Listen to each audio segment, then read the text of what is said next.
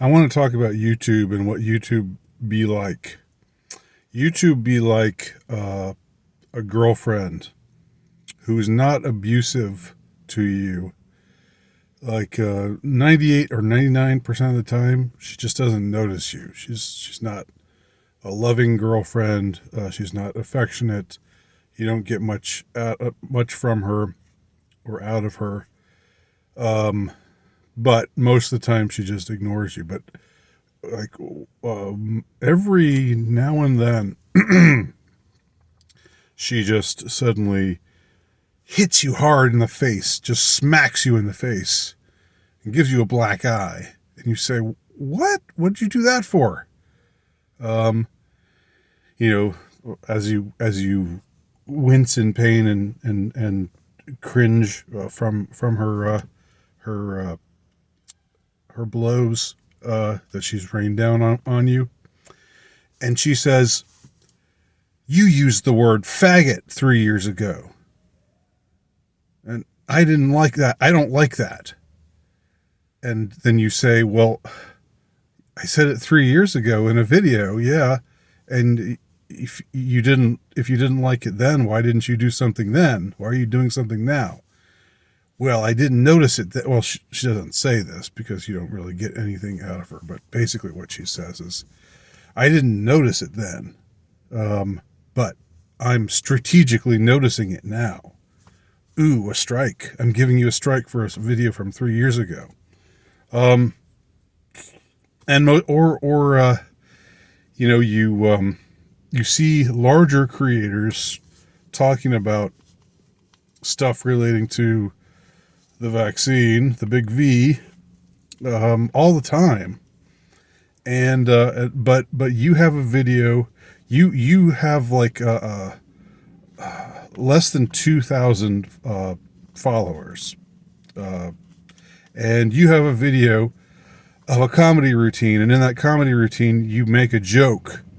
You make a joke about the big V, and YouTube says, "Hey, I don't like that." Pow.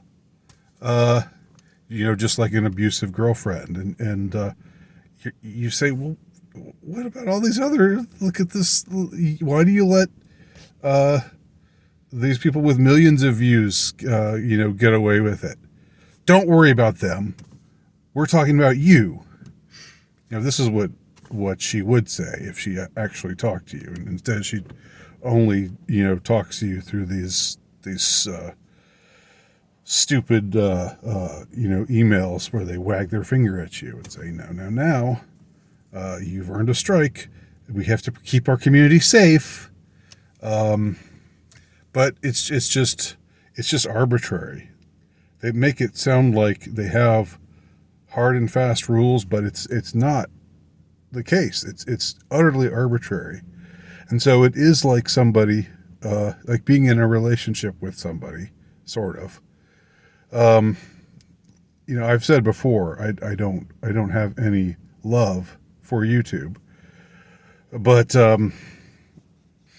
YouTube is my whore. So I use YouTube to my advantage to get what I want, and most of the time, you know, it's fine. But every now and then, she starts, smacking me around, and of course I can't smack back. I can't fight back after she smacks me, because that means I'm the bad guy. That means I'm a domestic terrorist. So I just kind of have to take it. I have to just, oh, you gave me a strike, and now I can't be on. I can't do my videos for a week, and oh, don't go on your other channels now. That's called circumvention, and that could get you kicked off. That's what they told me in the most recent thing. I still think it's a farce that they removed my video and gave me a strike because I made a joke. I made a joke about that, about the thing that is supposed to improve your health but doesn't. And for my joke, no jokes allowed. This is very, very serious business. You do not joke about this thing, mister. No, sir. So, so yeah, that's YouTube. And now I like the thing is though, every time I talk about what YouTube is like, I sometimes get people saying, "What? Just go, dude. Just leave. Just leave her. If she beats you up, if she doesn't respect you, just leave her. You staying in this relationship, shows a lack of self-esteem on your part. It shows that part of you wants to be abused or something like that. Well, no, not exactly. No, in fact, not at all. Not at all. But they say just go to Gab, or go to Rumble, or go to BitChute, or go to Odyssey. And okay, the thing about that is, you really think I'm hurting YouTube if I do that? You really think if I just say, oh, well, I just won't post videos anymore on YouTube, there, take that. You think that YouTube's going to care if I do that? No, YouTube wants me to do that. I think when you're a mid to low level creator, if you're like Russell Brand, you've got millions and millions of viewers, you basically can't be touched. There was that one time where they took issue with something, and then it was a whole big controversy, and people rallied to Russell Brand's defense. But when you've just got I think it's just like if you get your head just above the weeds, that's when they whack at you, right? Because I have a regular channel, and I have a backup channel. The backup channel, has like 500 followers. My regular channel has almost 2,000 followers. So my backup channel, it basically is so tiny it can be ignored. But my main channel, it's still pretty tiny, but it's you're starting to get your head above the weeds, and so they start to notice you more then, I think. It still seems like really arbitrary, the kind of things that they just decide to come at you for. I've never been punished for a joke, for making a joke before. Never. That's never happened. So please, I mean, like, respectfully, if your response is just don't stay, just go somewhere else. Look,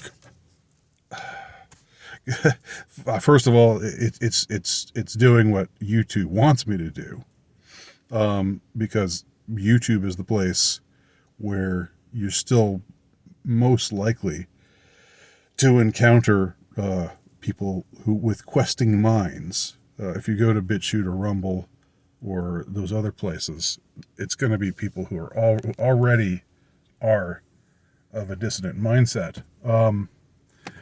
And plus, it's just people angry all the time and talking about politics all the time, and just there's no humor, there's no whimsicality, there's none of these other things that you can find on YouTube, because it's not as much of an echo chamber. But when you go to some place that is essentially an echo chamber, then I don't know, the quality just drops, I find.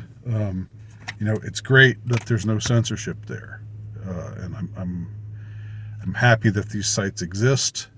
It's just I wouldn't leave YouTube for those places simply because I have a greater chance of more meaningful engagement with others on YouTube. So I don't want to give YouTube what they want. I don't want to just leave because they don't like me and because I'm small enough where they can kick me around. But of course, I never know whether they might just give me 3 strikes again and pull all my videos again, just like they did last time.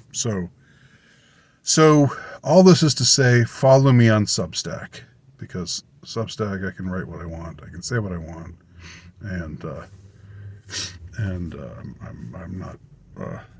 not occasionally smacked in the face. Substack is a much nicer girlfriend.